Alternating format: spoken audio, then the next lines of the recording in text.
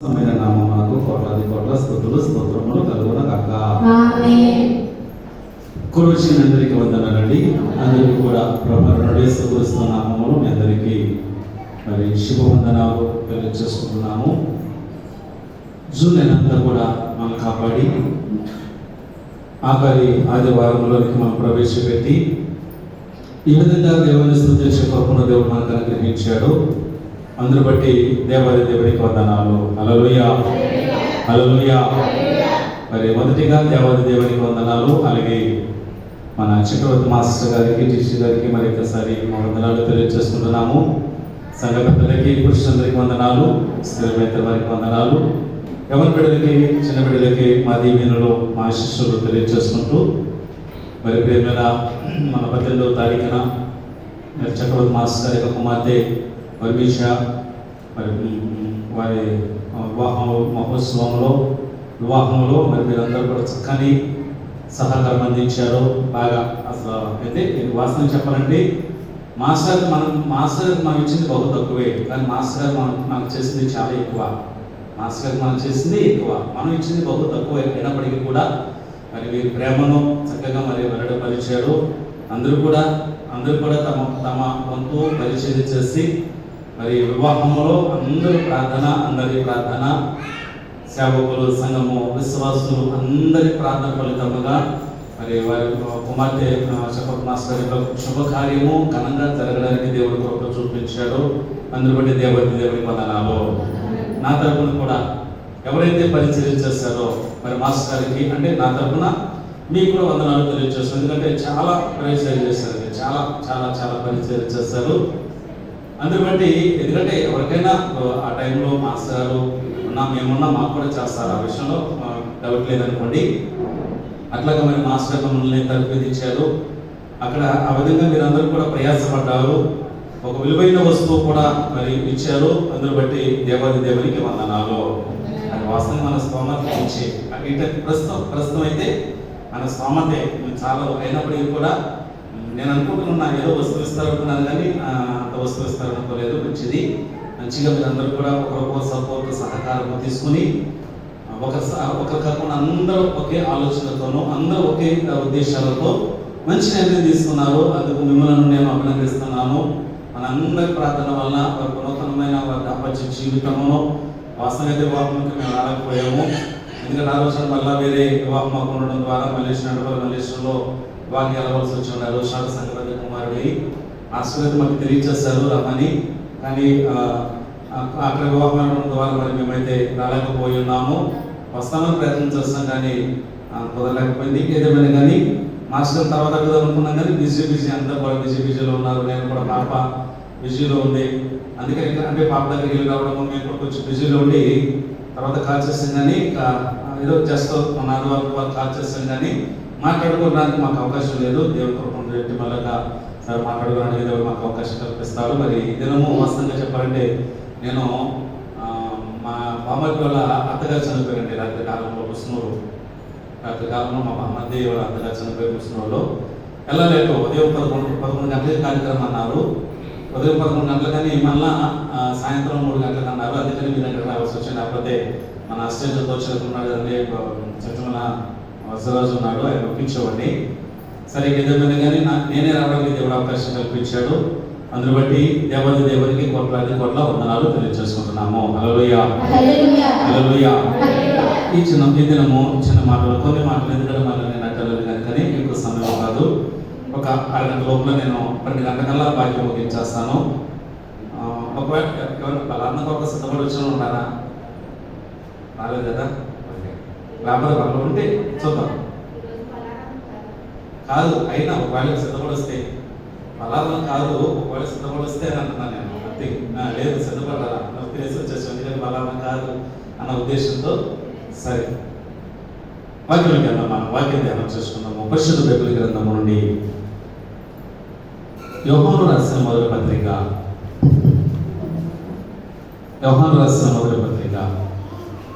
3వ అధ్యాయము 12వ వచనము. మనము కయ్యూను వంటి వారమై ఉండరాదు. చాలండి అమ్మా, వినండి. దేవునికి స్తోత్రం. హల్లెలూయా హల్లెలూయా హల్లెలూయా. రాజేష్ గారు మొన్న ఫోటోలు ఇచ్చారా వెళ్ళి రాజశేఖర్ ఫోటోలు ఇచ్చారు పాస్పోర్ట్ సైజ్ ఫోటోలు పెళ్ళికి మన ఫోటోలు ఇచ్చారా నాకు అక్కడ ప్రకటనప్పుడు ఇచ్చారా ఫోటోలు రవిగారు గారు అంటే మొన్న రాజశేఖర్ పెళ్లి చేసాం కదా పాస్పోర్ట్ సైజ్ ఫోటోలు అవి ఇచ్చారా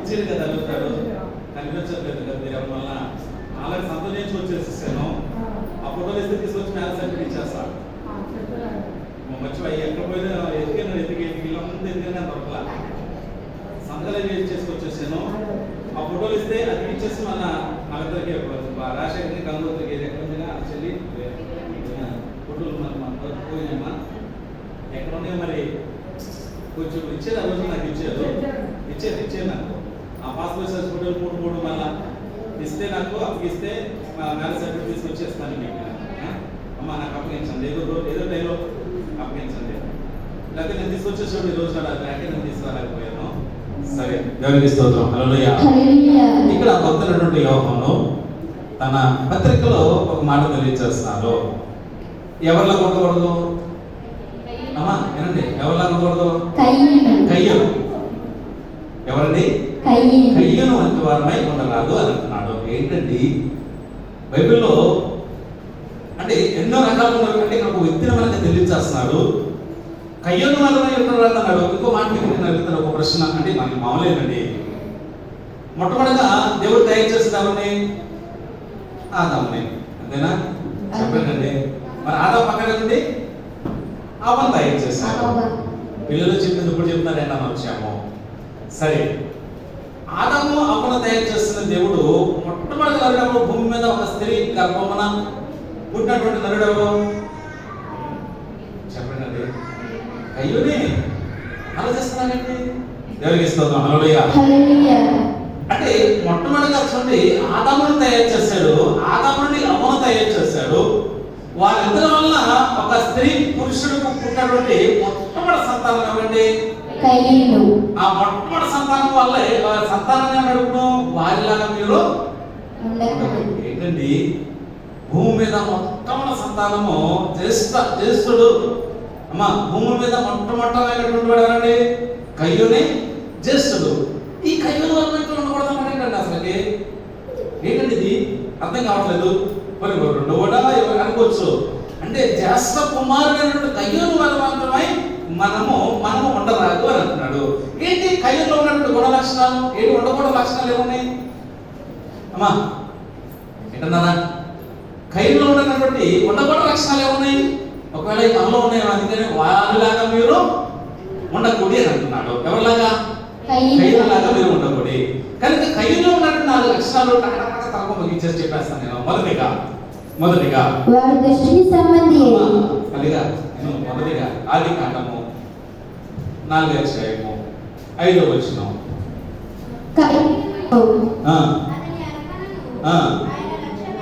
లక్ష్య పెట్టలేదు కాబట్టి కయ్యూనుకు మిక్కిలి కోపము వచ్చి అమ్మా చాలండి కయ్యూనులో ఉండకూడదు లక్ష్యం ఏంటండి మిక్కిలి కోపం అమ్మా ఏ కోపం అండి మిక్కిలి కోపం ఏ గారికి ఉంది ఏ కోపం ఏ గారికి నాకేనా అదే సల్మాన్ అదొక వాళ్ళు అనుకుంటున్నామేమో కానీ చూడండి కయ్యూనులో ఉన్నటువంటి మొట్టమొదటి లక్షణం ఏంటంటే మిక్కిలి కోపం కోపిష్టి అందుకే చాలా మంది కోపం గురించి అంటే చాలా ఉన్నదండి దేవునికి స్తోత్రం హల్లెలూయా హల్లెలూయా హల్లెలూయా 37వ దావీదు కీర్తనలో 8వ వచనము 37వ దావీదు కీర్తన 8వ వచనము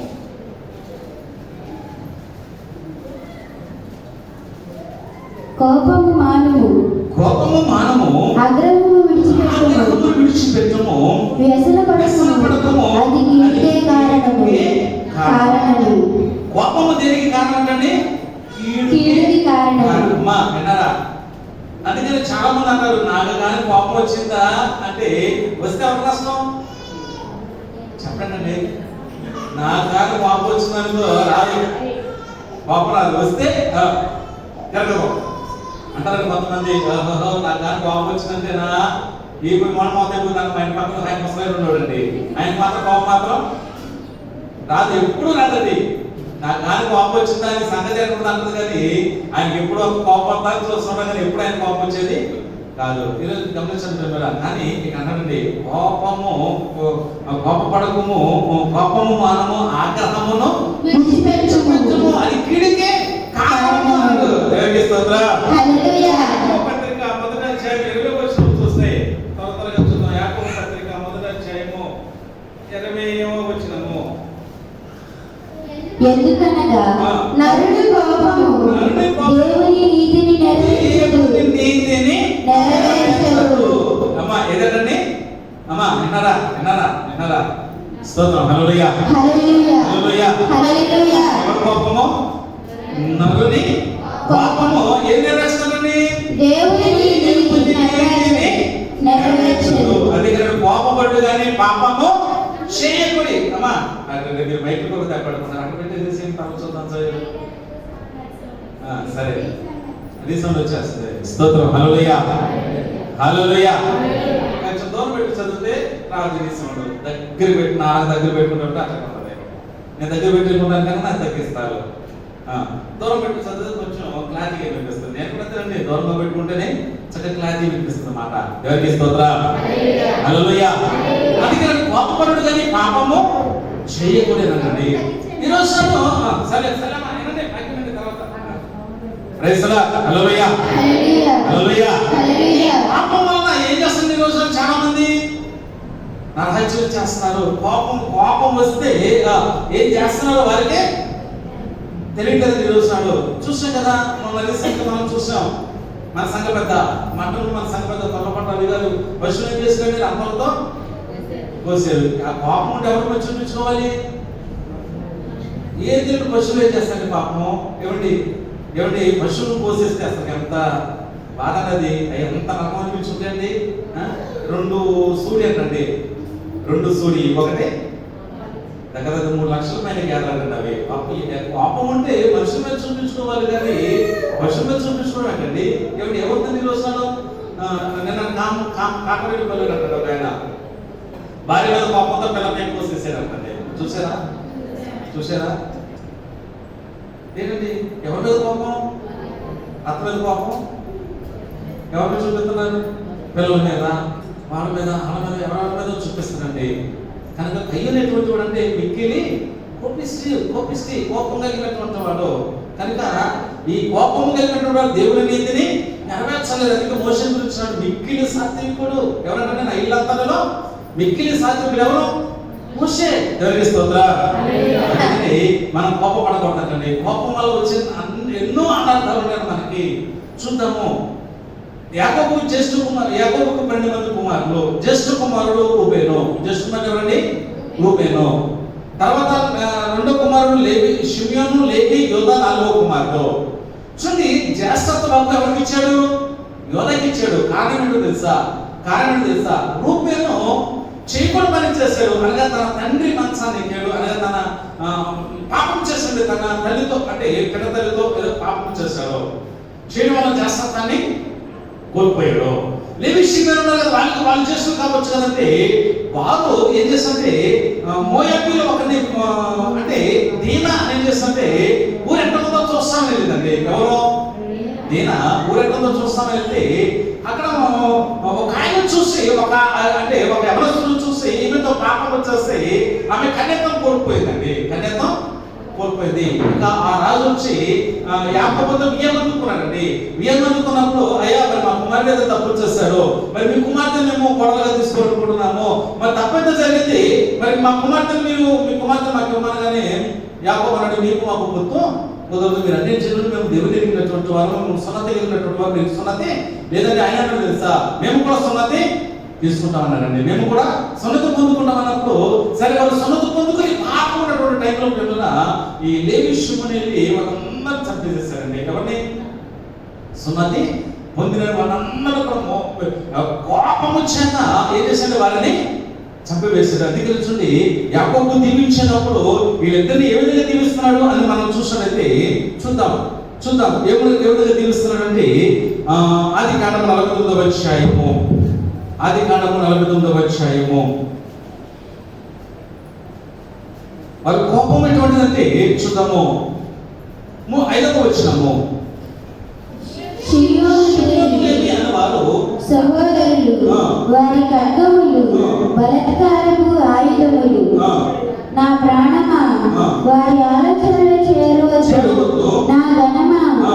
వారి సంఘములో కలుసుకొనవద్దు. కలుసుకొనవద్దు. వారి కోపము వచ్చి వారు కోపం వచ్చి మనుషులను మనుషులను చంపివేసిరి. చంపి చదవండి. వారి కోపము వేగమైనది, వారి ఉగ్రతయు కఠినమైనది కనుక వారు శపించబడ్డారు. ఎవరు శపించబడ్డారని? లేవి, షిమ్యోను. ఎందుకంటే వారి కోపము చేత ఎవరు చంపేస్తారండి? మనుషులను చంపేసేస్తారండి. ఈ రోజు కోపం వల్ల ఏం చేస్తారు తెలుసా? ఏమండి, మనుషులను చంపేస్తున్నారు. ఏమండి వారి కోపం వస్తే ఏం చేస్తారో వాళ్ళకి తెలియని పరిస్థితుల్లో ఉన్నారండి. పశువులు పోసేయడం, మనుషులు చంపేయడము ఎక్కడెక్కడ మనం చూస్తున్నాం. దగ్గర కళ్ళ జరుగుతున్నామండి. ఏమండి, అందుకని కోపము దేవుని నీతిని, అది కఠిన మనసు ఎటువంటి మిక్కిలి కోపము కలిగినటువంటి వాడు కనుక కోపిష్ఠుడు పరలోక రాజ్యానికి వారసుడు కాడు. హల్లెలూయా, హల్లెలూయా.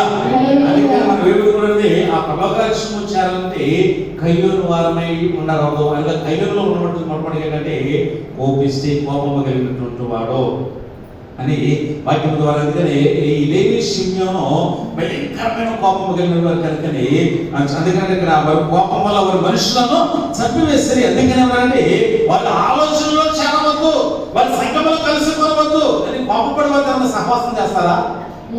ఎందుకని? అది ఎప్పుడు కోపడతాడు?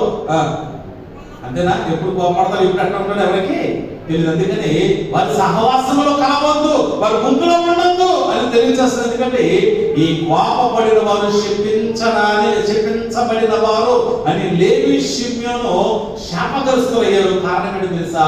వారి కోపమే వారికి ఏమైందండి? శాపమును తీసుకొచ్చింది. కనుక అమ్మ, కోపము దేవుని నీతిని నెరవేర్చలేదు. అందుకే కోపము మనము ఆగ్రహమును విడిచిపెట్టమని కిడికి కారణము అంటున్నాడు. కనుక ఎందుకంటే కొంతమంది కోపం వస్తే ఏం చేస్తున్నారు వాళ్ళకి తెలియట్లా. వారు గాయం చేసుకుంటారు, ఇతరులను కొట్టేస్తుంటారు. భార్య కాకపోతే భార్య కాళ్ళు చేతులను కొట్టేస్తుంటారు. ఇవి కూడా కొంచెం నోటు దూరం ఎక్కువ. ఎవరికి? అవునా కదా? నోటు దూరం ఎక్కువైతే ఈ మాట ఎక్కుంది. అంతే కదా? చేయకుండా వస్తుంది ఎవరికి? అందుకని మనం కూడా కోపం తగ్గించుకోవాలి.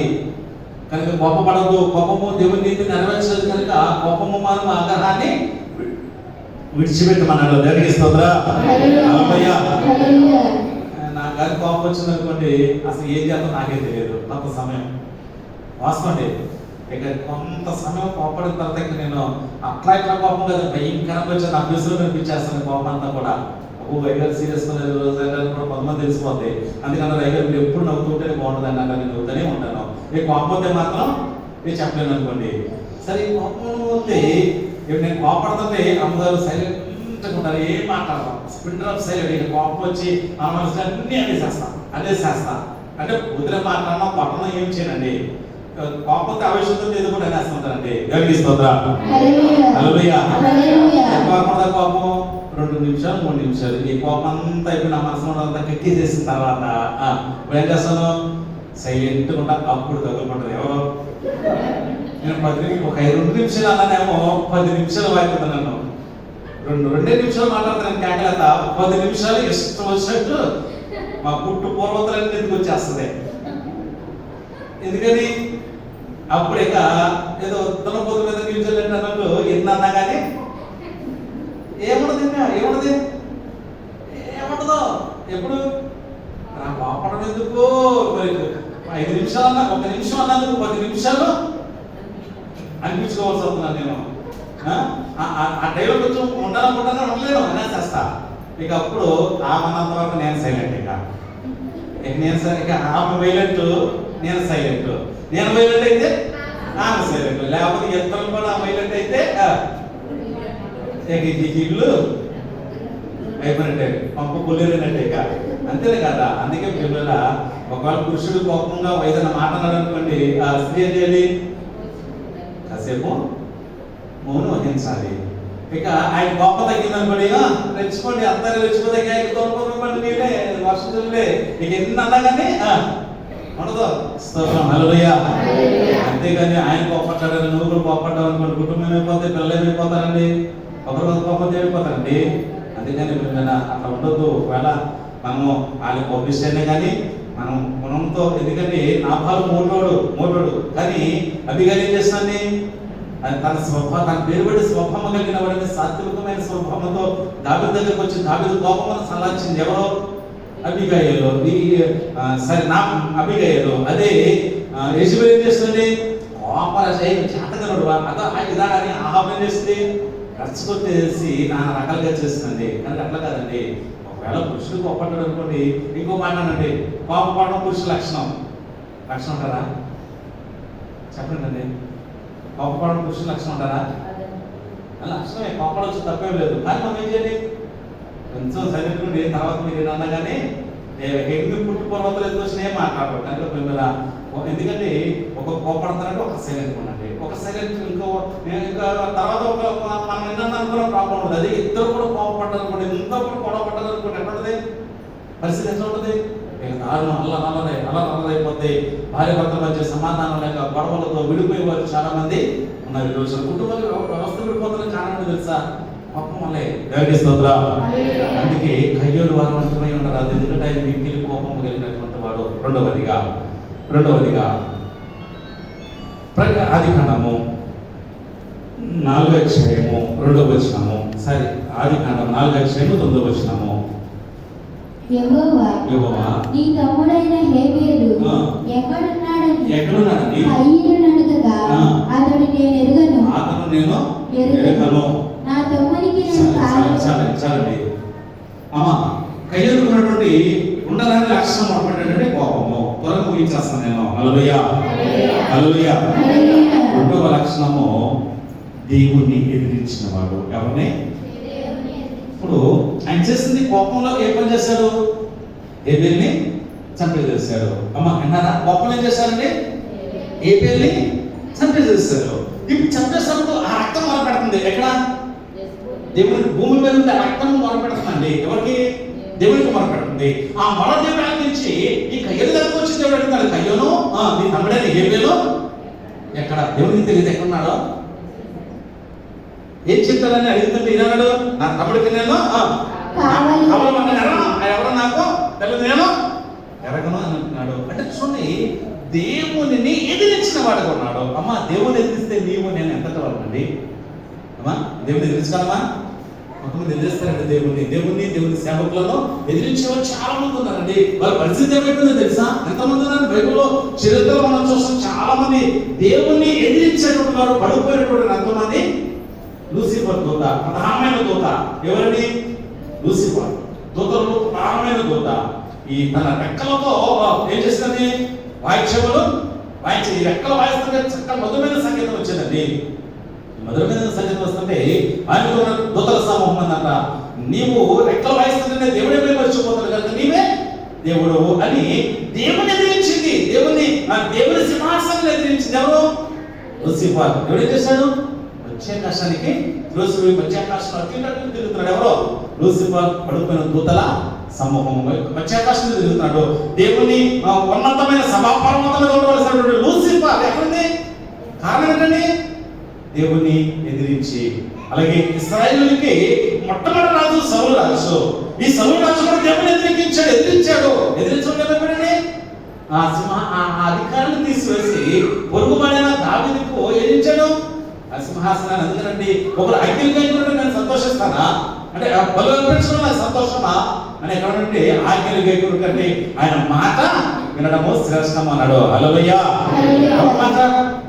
ఎవరి మాట? ఈరోజు చాలా మంది దేవునికి వాక్యం నేను బోధిస్తుంటే చాలా అక్క చెప్తారు అని అన్ని ఏం చేస్తున్నారు? ఎదిరించేవారు, తిట్టేవారు ఎంతమంది ఉన్నారండి? సేవకులు కూర్చోవారు ఎంతమంది ఉన్నారండి వస్తాడు? సేవకులు దూషించేవారు ఎంతమంది ఉన్నారండి? వాళ్ళు గతిలేమైపోతారండి వస్తాడు? ఎవరైనా ఎంత బాగా కదండి. దేవునికి స్తోత్రం. హల్లెలూయా. దేవుణ్ణి ఎదిరించడానికి నీవు నేను ఎంతటి వాళ్ళండి? ఎంతటి వాళ్ళండి మనము? మన బుద్ధిలాంటి అండి. ఒకవేళ ఇతరులు మనం ఎదురు చూపిస్తున్నామంటే మనమైతే ఒకసారి మనం పరిశ్రమ చేసుకుంటున్నామా? ఏమండి? అందుకని ప్రిమిస్తూ ఈ కయ్యలో ఉన్నది ఏమిటంటే దేవుణ్ణి ఎదిరించిన ఎదిరించే మనసు కలిగినటువంటి వాడు, ఎదిరించే మనస్తత్వం కలిగిన వాడు. కానీ దేవునికి లోబడే మన వారు ఉండాలి. మనము దేవునికి స్తోత్ర. దావీదు దేవునికి లోబడినటువంటి వాడు, దేవుని చిత్తాన్ని నెరవేర్చిన వాడు. అందుకని దేవుడు దావీదు శాశ్వతమైన కృపను పొందుకున్నాడు. ఎందుకనంటే దేవుని చిత్తాన్ని నెరవేర్చిన వాడు. దేశంలో అయితే దేవుని ఎదిరించాడు. దేవుని సేవలను చంపినటువంటి వారు చాలా మంది ఉన్నారు బైబిల్ గ్రంథంలో. మనము కూడా లోకంలో కూడా మనం చూస్తున్నామండి. దేవుని సేవకులను ఎదిరించేవారు వారి పరిస్థితులు ఏమైపోతున్నాయండి మనం చూస్తాం. మన కళ్ళ ముందే చూస్తాం. చాలా మంది ఎంతమంది దేవుని సేవకులను ఎదిరించి తిరుగుబాటు చేసి దేవునికి విరోధముగా సేవకులు వ్యతిరేకంగా మాట్లాడినటువంటి వారు ఏమయ్యారు చూడలేదా చూసాం. కాళ్ళు చేతులు విరిగిపోయి దిక్కు లేక అనాథలైపోయి ఏమండి ఎప్పుడు బాధపడుతున్నాడు వాళ్ళు. అందుకని మనం సేవకులు అనడానికి, ఎందుకంటే అనుకోవచ్చు సేవకులు రెండు తీర్పులకు ఒక తీర్పే. ఎవరికి? నీకు సేవకులకు ఒకటి కాకుండా ఇంకోటి తప్పించుకోలేమేమో. రిఫరెన్స్ చూసుకుంటే చాలా మంది కనుక రిఫరెన్స్ నేను కనుక ఆలోచించండి. కనుక ఈ కయ్యలో ఉన్నటువంటి రెండో మనసు ఏమిటంటే ఎదిరించే మనస్సు. ఎవరిని ఎదిరించాడు? అప్పుడు ఒకవేళ అయ్యా నేను తప్పు నా కోపంలో నేను కయ్యలను చంపేసేసానయ్యా నా తప్పును అంటే ఏమైపోయిందండి? మొట్టమొదటి జ్యేష్ఠ కుమారుడు హత్య చేశాడు. ఎవరిని? హేబేల్ని. అక్కడ నుంచే ఉన్నది అన్నదమ్ముల మధ్య గొడవ, అక్కడ ఉన్నది అన్నదమ్ముల మధ్య సమస్య అనేది. కనుక అట్లా కాదు కదా, ఈ దేవుడికి ఎదిరించే మనసు మనకి ఉండకూడదు. నా దేవుడు ఏమి, నేను నమ్ముకున్న నా దేవుడు ఏమయ్యాడు, నేను నమ్ముకున్న దేవుడు ఏంటి అని ఎదిరించేవారు చాలా మంది. దేవుడిని నన్ను విడిచిపెట్టే దేవుడు మాత్రము కాదండి. ఏదో కోసం మేలు చేసే దేవుడు మన దేవుడు. హల్లెలూయా హల్లెలూయా. రెండవది ఎదిరించినటువంటి వాడు. మూడవదిగా మనం చూసినట్లయితే 4:2 వచ్చినాము. తరువాత ఆమె అతని తమ్ముడకు హేబేలుని కనెను. హేబేలు గొర్రెల కాపరి, కయీను భూమిని సేద్యపరచువాడు. కొంతకాలమైన తరువాత కయీను పొలము పంటలో కొంత యెహోవాకు అర్పణగా తెచ్చెను. హేబేలు కూడా తన పురుషులను క్రొవ్విన వాటిని తెచ్చాను. చాలండి. హల్లెలూయా చెప్పండి. హల్లెలూయా హల్లెలూయా. మొదటిగా చూస్తే మొదటిగా మిక్కిలి కోపపడినటువంటి వాడు, రెండవదిగా దేవుని ఎదిరించినటువంటి వాడు, మూడవదిగా దేవునికి ఇవ్వవలసిన విధముగా దేవునికి ఇవ్వాలా. దేవునికి స్తోత్రం. దేవునికి ఇవ్వవలసిన విధంగా దేవునికి ఏమిచ్చాను. ఇప్పుడు హేబేలైతే స్పెషల్ ఎదిరించాడు అర్పణ. ఒకరేంటంటే ఇవ్వాలి కనుకనే ఇచ్చాడు, ఒకరైతే హృదయపూర్వకంగా ఇచ్చాడు. అందుకని మనం అంటామండి ఇచ్చే వాటి కంటే ఇచ్చే మనసు గొప్పది అని అంటాము. ఏమండి నీకు ఐశ్వర్యం ఇచ్చాడు. ఈరోజు మన స్థితి ఎట్లా ఉంది? దేవుడు మన స్థితిని మార్చాడు. గొప్ప మనం ఎట్లా ఉండేవాళ్ళము, ఈరోజు మన పరిస్థితి ఎట్లా ఉంది? అవునా కదా? ఏమండి స్తోత్రం. హల్లెలూయా హల్లెలూయా. మనకు భూమి లేదు, వ్యవసాయం కౌలు తీసుకుని చేయడం మన పని. ఏమండి ఈరోజు మనం విత్తనం వేస్తానే దేవుడు మనకి ఏం చేస్తున్నాడు? మంచి పంటలు వేస్తున్నాడు. అవునా? మన కష్టాలు ఎంత ప్రతిఫలం ఇస్తున్నాడు దేవుడు. ఏమండి మన ఏ విత్తనం అయితే వేస్తున్నామో 100 ఫలాలు దేవుడు మనకి ఇస్తున్నాడు. మంచి రేటు కూడా ఉంది మనకి. మన పంట మన చేతికి వచ్చే సమయంలో పంటకు కూడా మంచి రేటు ఇస్తున్నాడు దేవుడు. హల్లెలూయా హల్లెలూయా. ఇప్పుడు అంత ఇస్తున్నప్పుడు మనం దేవునికి ఇవ్వాలని, ఇవ్వవలసిన విధంగా మనం దేవునికి ఇవ్వాలి. దేవునికి స్తోత్రం. కానీ దేవునికి ఇవ్వవలసినది ఇవ్వకుండా ఇచ్చేవాడిని ఏం చేస్తాడు? చంపేసేశాడు. ఇచ్చిన వాడిని చంపేశాడు. మనం కూడా అంతే. మాకు ఇచ్చేవాడిని బయలుదేరారు బాబు ఇవ్వడానికి అని ఎన్ని రకాలుగా మాట్లాడతారండి. ఏమండి ఎవరికి స్తోత్రం. ఈ భూమి నాది, ఆకాశము నాది, వర్షము దాని కాలంలో కురిపిస్తున్నా, పంట వేస్తున్నా, నేను భూమి సదులు చేస్తున్నా, తగిన కాలంలో వర్షాలు కురిపించి ఏం చేస్తున్నాను? నేను వర్షం పంపిస్తున్నా, మీ పంటను తిరిగేసే పురుగును నేను గద్దిస్తున్నా అన్నాడు దేవుడు. హల్లెలూయా హల్లెలూయా. ఏమండి నీ పంటను తిరిగేసే పురుగును గద్దిస్తున్నాడు, తెగులుని కాపాడుతున్నాడు. ఎన్ని రకాలుగా దేవుడిని కాపాడి సమృద్ధిని పంటను ఇస్తే నువ్వు ఏం చేస్తున్నావు? నా ప్రాణమా తినము తాగము ఇందులో విరోధం చేస్తున్నాను. కానీ అయ్యో బ్రబ్బా నేను మొలక వేసినప్పటి నుంచి, లేకపోతే నేను నార్మల్ జరిగిన కాడి నుంచి, ఊడ్చిన కాడి నుంచి నా పంట చేతికి వచ్చే వరకు నాకు మంచి పంటనిచ్చావు, నాకు సమృద్ధిని పంటనిచ్చావు, నా పంటను దీవించావు బ్రబ్బా, ఇదిగో నీకు అని ఏం చెప్పాను? ఇవ్వాలి. కానీ చూడండి, దేవుడికి అంతగా దీవిస్తే, దేవుడిని అంతగా ఆశీర్వదిస్తే ఇవ్వవలసిన విధంగా నీవు ఇవ్వకుండా ఇచ్చిన వాడిని ఏం చేశావు? మనం కూడా తెలియండి, మనమేమో ఇచ్చేవాడిని ఏం చేస్తుంది? స్తోత్రం, హల్లెలూయా, హల్లెలూయా. దావీదు అన్నాడు, నేను ఇస్తానా, అంతగా దేవుడు నన్ను దీవిస్తున్నాడు. కనుక ఇవన్నీ మనకి ఎందుకంటే చెప్పండి, నేను మిమ్మల్ని అనాల్సిన పని లేదు, ఎందుకంటే మీరు అందరూ ఇస్తున్నారు. ఎవరు కొంతమంది ఉన్నారు, లేరండి నన్ను అందరూ ఒకేలాగా ఉండవండి. దేవుడికి స్తోత్రం, హల్లెలూయా, హల్లెలూయా. ఇస్తేనే దేవుడు మనం ఆశీర్వదిస్తాడు. ఇవ్వకుండా మనకు ఆశీర్వాదం అనేది రాదు. చెప్పే చాలా సందర్భాల్లో, ఎందుకంటే వారు తీసుకురావడం మొదలు పెట్టారు, కుప్పలుగా వేశారు, ఏకరాశిగా మిగిలిన తర్వాత వారు అన్నారు, ఏమని సాక్ష్యం ఇస్తున్నారో, మేము తినగా తృప్తి పడగా ఇంకా ఎంతో మాకు మిగులుచున్నది అని అంటున్నారు. కారణం ఏంటండి? వారు ఇవ్వడం మొదలు పెట్టారో, వారు సంతృప్తిగా శ్రేష్టమైన ఆహారం తిన్న తర్వాత ఏకరాశిగా మాకు మిగిలిపోతుంది అన్నాడు. కారణం ఏంటండి? వారి ఎందుకంటే ఇచ్చే వారికి తెలుసు అభివృద్ధి ఏంటో. అవునంటారు కదా? స్తోత్రం చెప్పండి, హల్లెలూయా, హల్లెలూయా. వారు ఎప్పుడు ఎవరో ఇచ్చేవారిని కూడా ఎవరెవరు కట్ట కదండి. మనం దేవునికి ఇవ్వవలసి మనం చెప్పాల్సిన లేదు. ఇంతమందిలో మనం కట్టుకున్నామంటే ఎక్కడికి వెళ్ళి ఎవరు ఆర్గనైజేషన్ లేదండి. దేవుడు మనకి ఇచ్చిన దానిని మనము రూపాయి పోగేసుకుని మందిరాన్ని మనం కట్టగలిగాము. దేవునికి స్తోత్రం, హల్లెలూయా.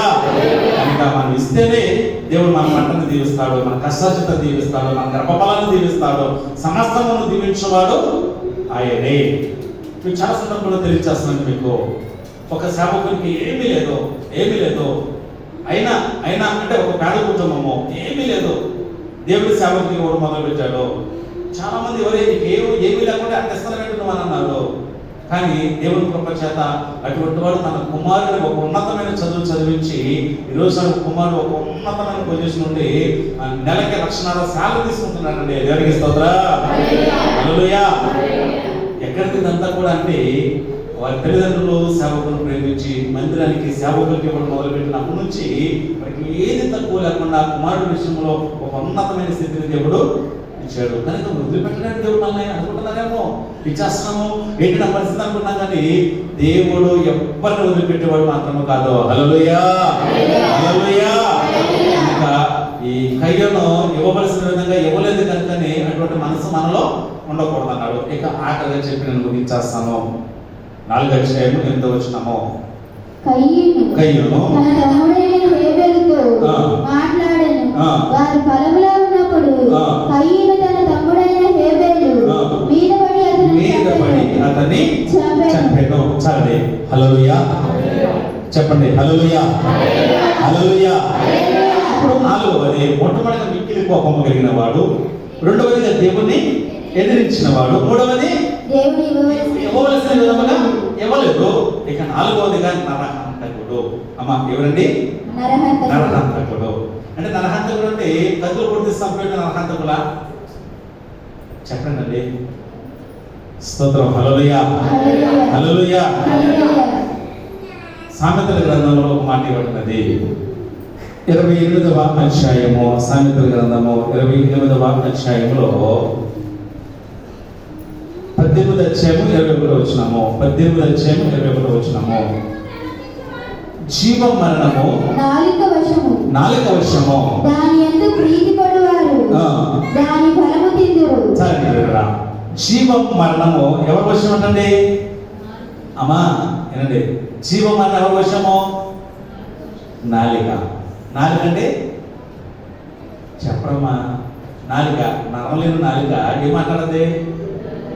ఎన్నైనా మాట్లాడదు. దీనికి నరం లేదు, అన్నిటికీ నరం ఉంది, దీనికి మాత్రం నరం లేదు. ఈ అడవనే నగల పెట్టేస్తానండి. ఏది నాలుక. స్తోత్రం, హల్లెలూయా, హల్లెలూయా. అంటే మనం కత్తులు కథలు పట్టుకోవాల్సి లేదండి, ఈ నాలుగుతో చంపేసి చాలా మంది ఉన్నారు. అర్థమైందండి అన్నమాట. కత్తులు పట్టుకుని పొడిచి పొడవలసలా దేంతో?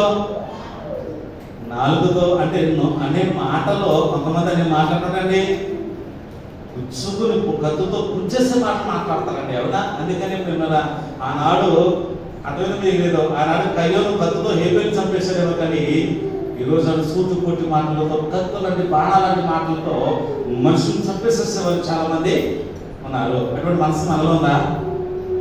చెప్పమ్మా. స్తోత్రం. హల్లెలూయా, హల్లెలూయా. కత్తులాంటి మాటలతో చంపేసేసారు. ఎందుకు నీ బతుకొచ్చి అంత ఎవరో అంతే వేపబడి అంతే నీ బతుకు ఎందుకు, నీకు బతుకు బతికేనా అని నాలుగు తెస్తోసారి మాట్లాడేసేస్తారు. ఎవరినే? తన భర్తనే. అందుకని ఈరోజు చాలా మంది ఎప్పుడెప్పుడో పుట్టు పూర్వతలు ఎత్తుకొస్తారంటే కొంతమంది ఎత్తుకొచ్చి ఏం చేస్తారు? నానా రకాలుగా హింసించి చంపేసేసారు. మాటలతో చంపేసేసేవారు చాలా మంది ఉన్నారండి ఈరోజు. హల్లెలూయా. కత్తి లాంటి నాలుగు కత్తి లాంటి మాట మనం మొదలుపడదండి. ఒకవేళ ఆనాడు హేబేలు కయ్యను కత్తితో పడి చంపేసేసారు. కానీ ఈరోజు నాలుగుతో మనం అందరం కూడా మాటలు అంటే సూటు కొట్టి మాటలతో మనం చంపేసేసి హంతకులుగా తయారవుతున్నాం ఈరోజు మనము. హల్లెలూయా. ఉన్నాడు కదండి ఈరోజు చాలా మంది అండి. స్తోత్ర. హల్లెలూయా, హల్లెలూయా. మన రీసెంట్గా ఒక అయ్యగారు ఆత్మహత్య చేసుకున్నారండి. మాయగారే దావీదు గారు బంధువు అవుతారు అనమాట.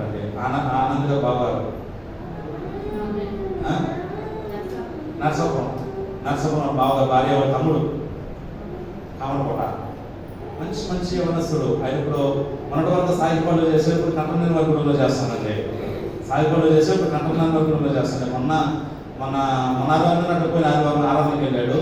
రీసెంట్గా మరి ఎవరేం మాట్లాడినారో ఆయన్ని ఎవరేమన్నారో ఏమో తెలియదు, కానీ ఆ మాటలకు వెళ్ళిపోయి ట్రైన్ కింద పడి చనిపోయాడు ఆయన.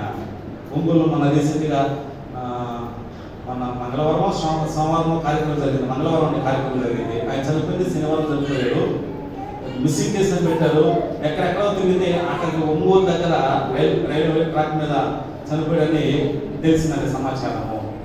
అంటే ఆయన ఏ మాట అంటే ఎంత మాట అంటే ఆయన అంత అర్చంటే ఆయన కూడా చాలా సోంబేడండి. ఎవరైనా కానీ ఏం పట్టించుకోడండి. కానీ మరి ఎవరెంత మాటను బట్టి ఆయన ఆ పని చేశాడో అది తెలియదు ఎవరికి కూడా నిశ్చయంగా మిగిలిపోయిందండి. అది ఆయనకే తెలుసు, అన్నవాళ్ళకి తెలుసు అండి. చూడండి అట్లా ఉన్నారు చాలా మంది. సూటు కొట్టి మాటలతో చంపేసేసే వారు చాలా మంది ఉన్నారండి. చేత విమరా. అందుకే మీరు కయ్యం లాంటి వారు అంటున్నారు మనందరూ అటువంటి వారిని ఎవరికి స్తోత్రం. మనకు ఎప్పుడో తెలియనప్పుడు ఏదో పాపం చేస్తారు. ఇప్పుడు తన తప్పు తెలుసుకున్న తర్వాత, తన తప్పు తెలుసుకుని మారిన తర్వాత మనం ఏం చేస్తాము? మళ్ళా దానికి ఎత్తి బుద్ధులు నా రకాలుగా మాట్లాడమా ఏమండి? అయ్యో వాళ్ళు మారిపోయారు, వాళ్ళ బ్రతుకులు మారిపోయారు, వాళ్ళు సరైపోయారు. దాన్ని మళ్ళీ ఎత్తి ఏం చేస్తారు? దాన్ని కుటుంబాల్లో సమస్యలు గొడవలు చేసేవారు, కలగ చేసేవారు. జాత మీరు అటువంటి మాటలు నోటాలు వస్తానేమేమో, పెద్దమైన మాటలు వస్తానేమో. అయితే మేము ఆలోచించిన అందుకని కయ్యకున్నటువంటి 4 లక్షణాలు ఉన్నవి కనుకని అటువంటి వారులా మీరు ఉండకూడదు అని తెలియచేస్తాడు. అంత మాత్రమే కదండి. ఈ కయ్యకు ఇచ్చినటువంటి శిక్ష ఏమిటి అని అంటే 12వ వచనము మనం చూద్దాము. అంటే అక్కడ ఒక మాట ఉంది, నీవు శపించబడిన వాడవు అని. నీవు నేలను సజ్జపరిచినప్పుడు అది తన సారము ఇక మీద నీకు ఇయ్యదు. నీవు భూమి మీద దిగులు పడచ్చు, దేశ తిమ్మరిమయ్యందువు. చదండి మీరా. ఇక్కడ ఏమన్నా తెలుసా? దేశ తిమ్మరి. హల్లెలూయా, హల్లెలూయా. ఇంకొక మాట అక్కడ, కావున నన్ను కనుగొని వాడు నన్ను చంపినని యెహోవాతో. ఏమన్నా తెలుసా? ఒకవేళ నన్ను ఎవరైనా కనుగొని నన్ను చంపేస్తారేమో అంటే ఆయన ఏమన్నా తెలుసా? నిన్ను చంపిన వారికి అందుకు యెహోవా అతనితో, కాబట్టి ఎవడైనా కయ్యూనును చంపిన యెడల వారికి ప్రతి దండన 700 కలుగుననెను. మరి ఎవడైనా కయ్యూనును కనుగొని అతన్ని చంపగలిగినట్లు యెహోవా అతనికి ఒక గుర్తు వేశాను. ఎవరికైనా గుర్తు? శాపగ్రస్తులైపోయాడు. ఎవరో? కయ్యూను శాపగ్రస్తులైపోయాడు. భూమి సేద్యం చేస్తున్నా కానీ పంట చేతికి రాలా.